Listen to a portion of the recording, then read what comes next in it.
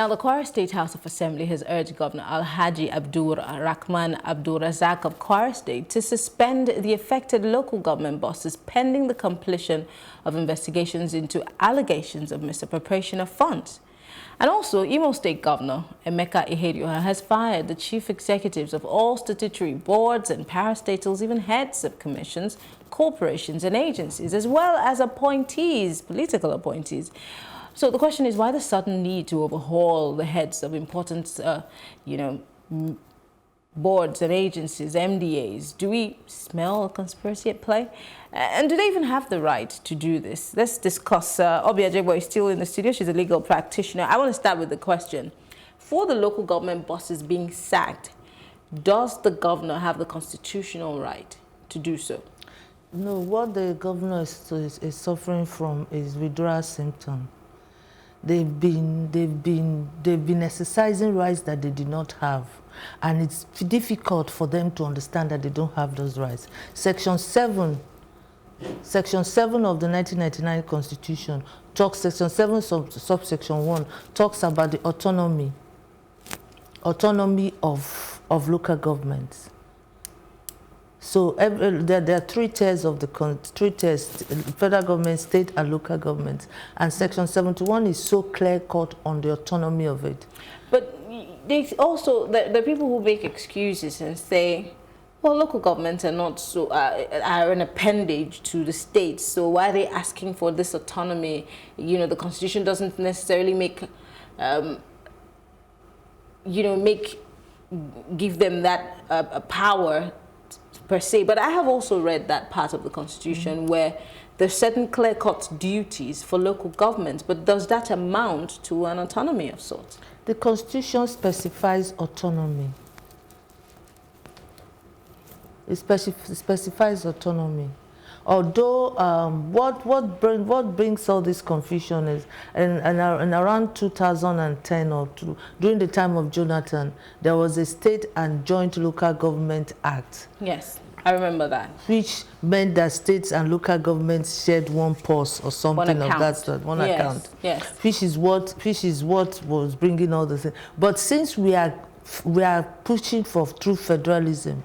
This is now true federalism. Local governments should be autonomous, should have their own elections, and should be answerable to the people because they are the grassroots. Well, constitutionally, they do. I mean, some states still have local governments having elections, and some other states just put the governors just put their stooges there and call them caretaker committees. So, if the Constitution allows for this, do these local governments bosses not have a right to go to court and take these governors or state governments to court? Yes, they can, but really, are they in where they? You see, this is a new era. It is the next local government elections that we'll say would have independent local government chairman, because what we were doing was inputting placement of people, all in the name of elections. But now, once everything is put in place and the modality for the conducting of the elections are put in place, then we know that local government is now independent. This is the first casualty of federalism. Because I want to use River State as an example. Before Nyesom Wike became the governor, there was a local government election, although the modus operandi can be questioned. Now, those local government chairmen were sacked by the Wike government, and then he still does have he has a caretaker committee. Now, just at the eve of this new term, he somewhat recalled them back, but they have been sacked, literally. And they went to an industrial court. They've been in court for a long time, and they were APC, mostly APC local government chairmen. So, of course, there is some interest in it. So my problem is where a governor who can also be elected into office is sacking someone else who can be also elected into office. It's like a president saying, I'm sacking a governor. That was then. Things were muddled up.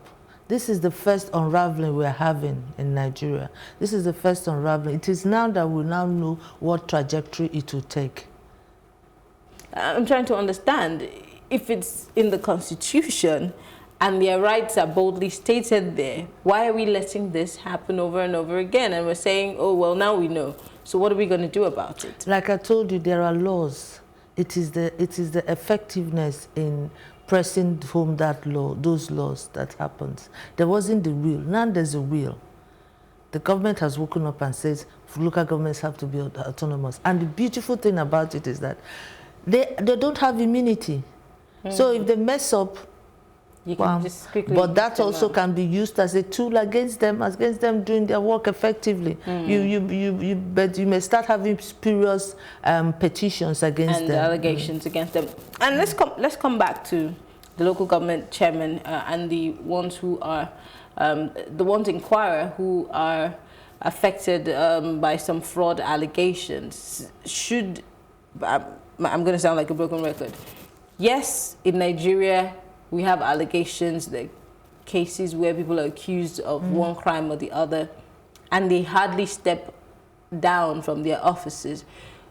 But if a governor is saying, well, I'm sorry, all of you have to be stacked because yes, you're under investigation, I'm wondering if the tables were turned and a governor is being, take for example, the governor of Kano State, Ganduje, who has been caught on tape several times, even though he said the tapes were doctored.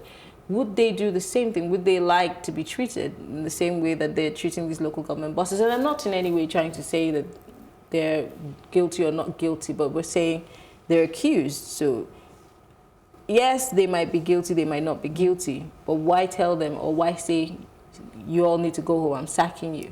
No, you see, there's a lacuna. Because I believe a bill is in the works now to clarify how and the conditions upon which local governments, the election, and to put everything in proper perspective. But I must say that this is a right step in the right direction. And the governors can now talk about it because things have not been clarified. When things are clarified, the Constitution specified about the election, specified about a lot of things, but we need things to be put in perspective so that it will be there, it will be blatantly black and white. A little tinkering here and then will make everything okay. Now, the governor that is sacking local government chairman is because he put them into place. But this is a new dawn. This is a new beginning. We are telling you, no. You can't do that. Except the local government does this, then he's liable to be removed. So there will be a due process to follow. Yes. Now, we'll come back to local government autonomy because I have a lot of questions. But let's move to Imo State and Ihedioha. For every new administration, there is a shaking up, a cabinet reshuffle, you know, people are taken in and out of office. But this is an all-rounder, so it's spread around. The governor does have a right to do that, doesn't he? Political appointees. What political appointee is still waiting? I don't know. But then boards and all of those people, he just sacked all of them, including local governments. Boards have their tenure. Boards, when they're appointing you, you should have your tenure. This is how long we're going to be. But we know that most governors never really stick to it because when they come in, they want to put their own people in quotes, people that they think they're more comfortable working with. And so they have that mass retirement for some of those who might not even be ready to retire, and they just retire them. If you're a political appointee, you go with the person that appointed you. Except if you've been absorbed into the civil service, then you're now following the civil service rules and regulations. But if you're a political appointee and that letter says for the tenure of the government, what are you waiting for? You should have known that before August starts packing, you would have packed yours. Okay. So that's very simple. Then boards, every board that is being set into place has a tenure, has a lifespan. And most times the lifespan coincides with the lifespan of the government of the day. So he's in order. Because I believe he must have looked at their terms of appointment. I'm coming back to the local government now. We have state electoral commissions. You also have at the local level. And if we look at the lifespan of local government elections, slightly right after the Obasanjo administration, it started dwindling, local government elections. Maybe the first tenure of the Yar'Adua administration, we still had local government elections. But right after that, it became non-existent. This is a new dawn. So my question is, those who work in those local government and state electoral commissions, after the governorship elections, they have nothing else to do. And the guys at the local level, they're declared redundant. No, they will not be declared redundant. No, I'm just saying, because they're not doing their jobs. They have a right to run those elections, those local government elections, but they're not doing it. And again, the role of the people. I used to work with somebody who said government needs to be taken to those who need government the most, and those people are those who live in rural areas, who cannot reach the governor in government house that is in a city, the person who needs pipe-borne water or needs a toilet facility or a road in their local community cannot get to the governor, can get to a local government, executive. But if it is a stooge of a governor who only is there to do the bidding of a governor, how do you serve the people? Those are in the past, but it's still there. Look, when we have local government elections now, you will see people that will come out genuinely that are nobody's stooge. Because it's local government. I know that if I can get these people, they'll vote for me. I can be a councillor, I can have a word, and I'll tell them, you guys vote for me. This is what I'm going to do. I'm going to see that it happens and all that. So that's what I'm saying is a new dawn. It's a new beginning. Does this not take away from good governance? Because I remember when I was a lot younger and I was trying to gain admission to school and I was having problems with the university. It was my local government chairman who wrote a letter of recommendation to get me an admission. There are a lot of things that if you need in Nigeria, you have to go to your local government to get a letter. But that's what I'm saying, and that's because he wasn't related to me. But you could get access to these people. There are times that you need to speak to a councillor or a supervisor. You go to a local government council these days, you see nobody there. Because it's no man's land. How do you serve the people? We're talking about serving the people here. Serving the people, that was in the past. What I'm telling you... There is no past. We just started a new tenure. And there are people who are going to be put there again for another 4 years. How do people get served? Nobody is going to be put there. What is going to happen is that there'll be guidelines for elections. And elections... How long do we have to wait for that? I don't know. It's a new phase. It's a new phase. It depends on... We could wait 8 years. We could wait 12 years for this new phase. No, because the monies are being disbursed to these people on a monthly basis. And somebody has to be accountable for it. I mean, when was the last time anybody was accountable to anyone? I mean, talking about monies in this country. Yeah, we'll all say that we have the EFCC. Not the EFCC, the account that everybody pays into, but who oversees the people who handle that account? Because somebody has to play an oversight function. Nobody's accountable. Nobody's asking questions. So what kind of accountability are we talking about here? Monies, yes, are disbursed, but the states decide how these monies are being used. And sometimes they don't even go to the local government. How long do we have to wait? Like I said, it's an evolving phase. It's an evolving phase. And I'm very optimistic that things will be sorted out. You know what has happened did not just happen now. And you cannot clean up the agent's table overnight. You have to do it gradually. Now, those monies, although there are constitutional requirements for a local government chairman, a treasurer, an accountant, blah, blah, blah, blah, blah. And also, it will also say who will be accountable to. The local government chairman should be accountable for every money through the accountant and his council. So if you want to catch anybody, you catch them. But now the thing is still hazy because we had it in our constitution, but we were not following it. Now we want to follow it. And these are questions that will arise. Who do we hold for these monies? How do we hold the people? How do we do the election? How do we get the local government accountable? Yeah, I'm just thinking, I'm just preempting you. Who leads the cause to get to, because yes, somebody can come up with the idea, yes, it's a good idea, we're pushing for change, it's going to come, but who leads the charge? And I'm talking about the NBA. What ideas are you pushing? What are you, because whether we like it or not, these laws are there. You know these laws. You interpret them.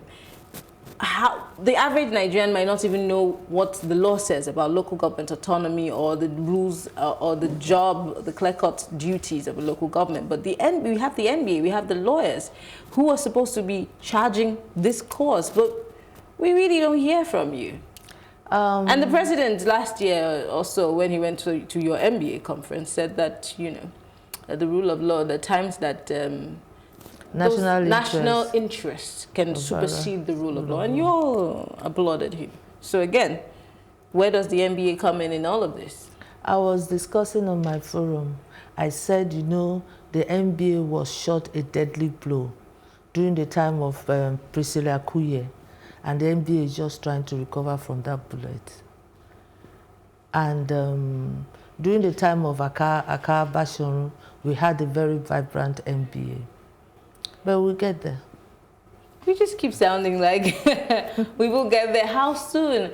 How soon are we going to get there? Because it just needs, you see, it just needs somebody, a little spark. It just needs one person. But you are our learned friends. You're supposed to be the spark. You're supposed to be the live wires, setting things ablaze in the right way. I mean, pushing, because you know these things better than the people. And then when you push, of course, the people will band behind you.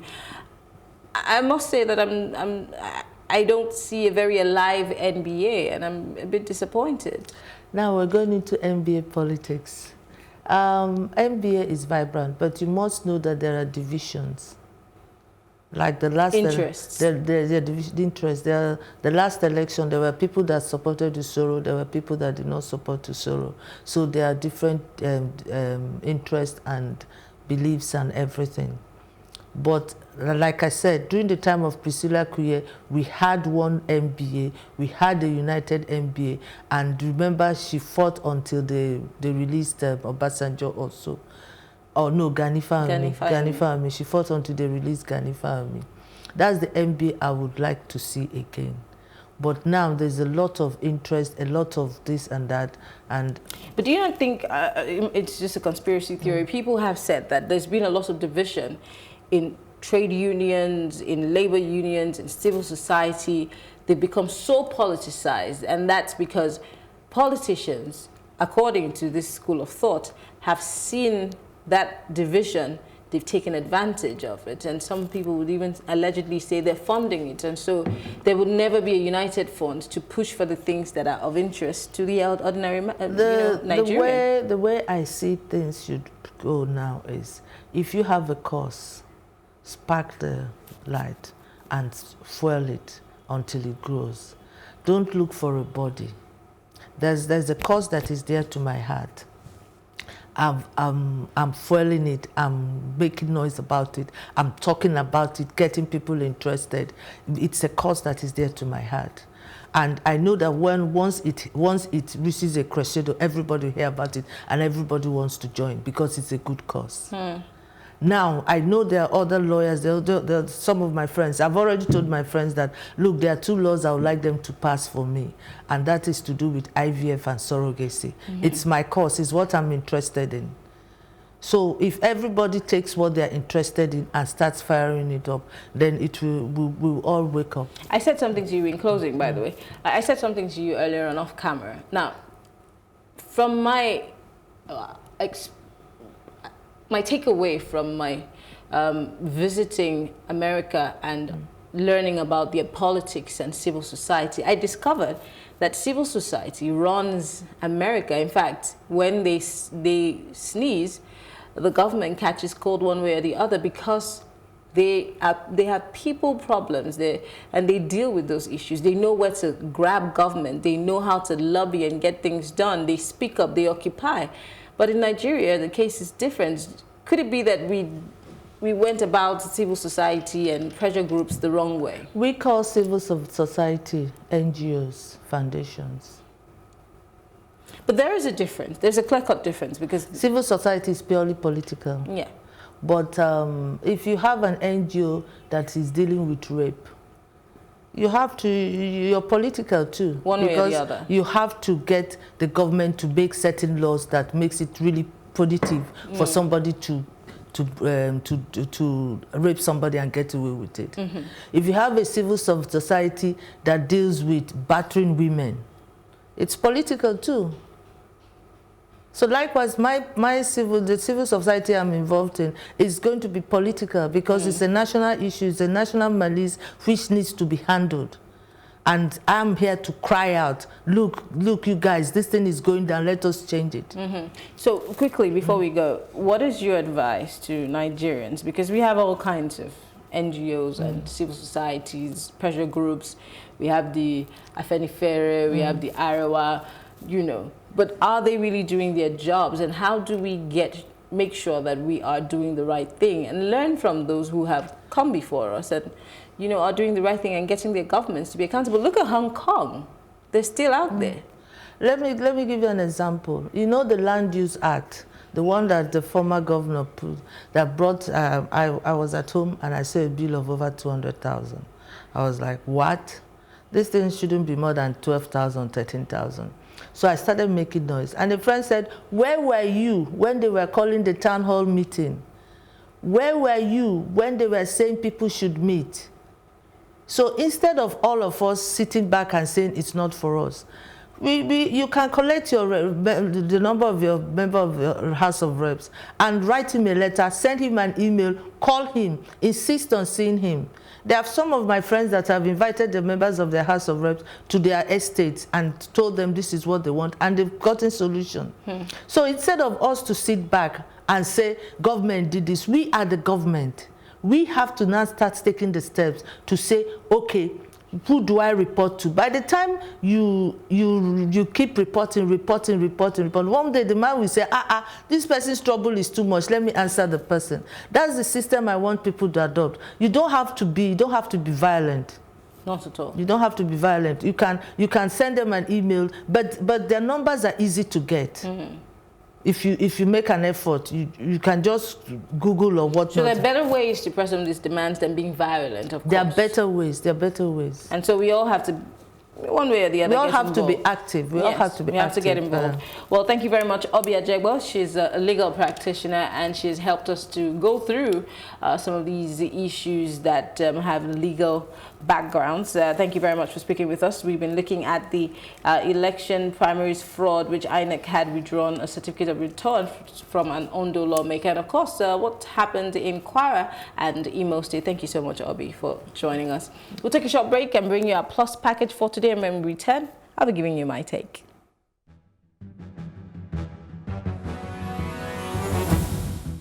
The Lagos State Governor, Babajide Sanwo-Olu, has tasked indigenous Lagosians resident in Abuja to be law-abiding and shun crime. Mr. Sanwo-Olu, while paying an assessment tour of the Lagos House in Abuja, also urged them to be more involved in the affairs of Lagos State.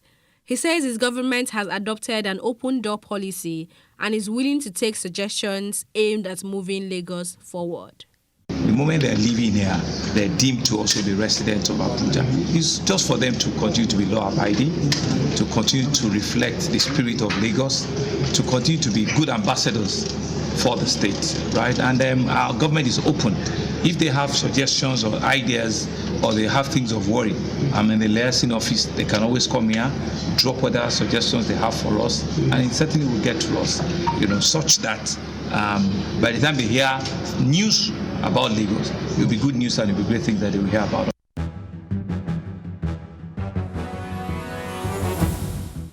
The Borno State Emergency Management Agency, SEMA, has confirmed the death of 30 persons in the multiple explosions that rocked Konduga on Sunday night. The explosions, which occurred at a football viewing center, also saw over 40 people sustain various degrees of injuries.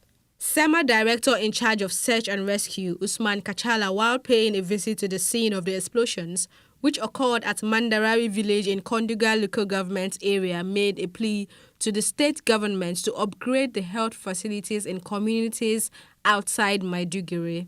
According to him, many of the victims would have survived if the health facility in Konduga was in good shape. abun nan muna nan ne daga karfe 8 zuwa nan muna zaune muna hira kawai sai muka ji wani abu ya kara shikenan da ya tashi kuma muna nan muna duba wasu suna kokarin guduwa suna za su je can sai sake tashiwa a can wajen anan da ya takaice mutane sun ji rauni wasu kuma sun mutu an sai muka tsaya muka kwashe wayan da za mu kwashe wasu muka kai asibiti wanda suka jikata muka kai gida hatta ni ma akwai kanina wanda ya mutu a cikin yanzu haka. As you can clearly see at the scene of the incidents now, yesterday around 8 p.m. it was reported that there was a very loud explosion in Kondiga. So all our efforts to reach Kondiga yesterday could not, it's not possible because of security checkups and what have you. So this morning we tried our best to come, but still we kept at the gate for actually 1 or 2 hours. People get access to Kondiga. On reaching the scene of the incident, we found out that there's a lot of casualties. In fact, the death toll at the time we are talking to is about over 30. And the injured was over 48. But one good thing is most of them are evacuated to General Hospital maybe. But from the information we were receiving from at the point of incident, we were led to understand that the facilities at General Hospital was not up to date. In fact, most of the dead cases were as a result of very low facilities at the local government hospital.